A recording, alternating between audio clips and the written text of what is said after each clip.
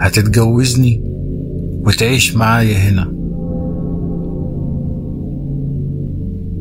أنا رامي، شاب يتيم، اتعرفت على واحدة من الفيسبوك اسمها ليلى، وفضلنا أكتر من شهر نتكلم لحد ما قررنا نتقابل. كانت بنت جميلة جدا، ما شفتش في جمالها قبل كده. أنسب وصف لجمالها إنها اتخلقت في الجنة ونزلت على الأرض. قررت أخطبها، ما هو الجمال ده ما يتسابش بصراحة. وصفت لي بيتها، هو كان متطرف شوية، بس هي قالت لي أول ما توصل هناك اسأل على بيت الدهان.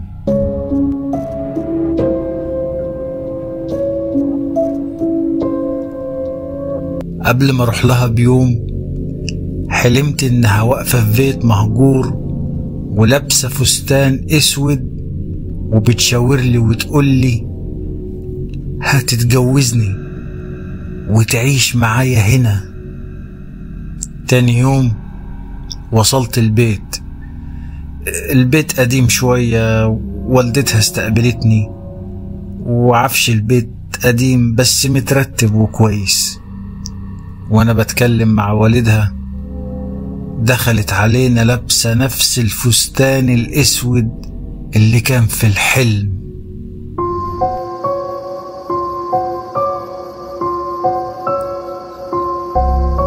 واول ما دخلت علينا في فستانها كل حاجة بدأت تتغير.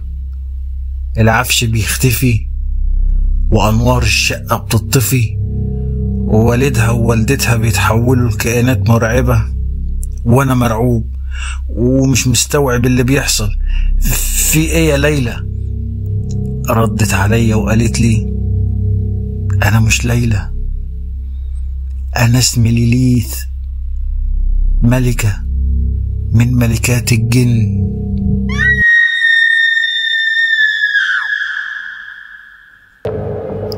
حاولت اهرب، الكائنات اللي معاها منعتني ومسكوني وانا بصرخ من الخوف والرعب. ليليث بصت لي وقالت لي محدش بيهرب من مصيره، ومصيرك تتجوزني وتعيش معايا هنا. ليه واشمعنى انا اخترتك عشان بحبك وعايز اخلف منك نسل يجمع بين خبث وقوة الشياطين وملامح وشكل البشر. انت مجنونة، ده مش ممكن يحصل ابدا.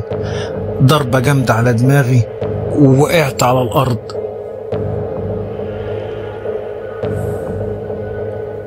وانا على الارض وبحاول افتح عيني شفت شياطين بتظهر من كل حتة، وصوت الطبول ملى المكان، وفجأة كل حاجة سكتت، او انا اغمى عليا مش متأكد.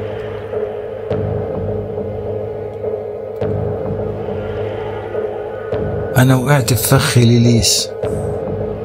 لو عايز تعرف ايه اللي حصل بعد كده ممكن تجيلي.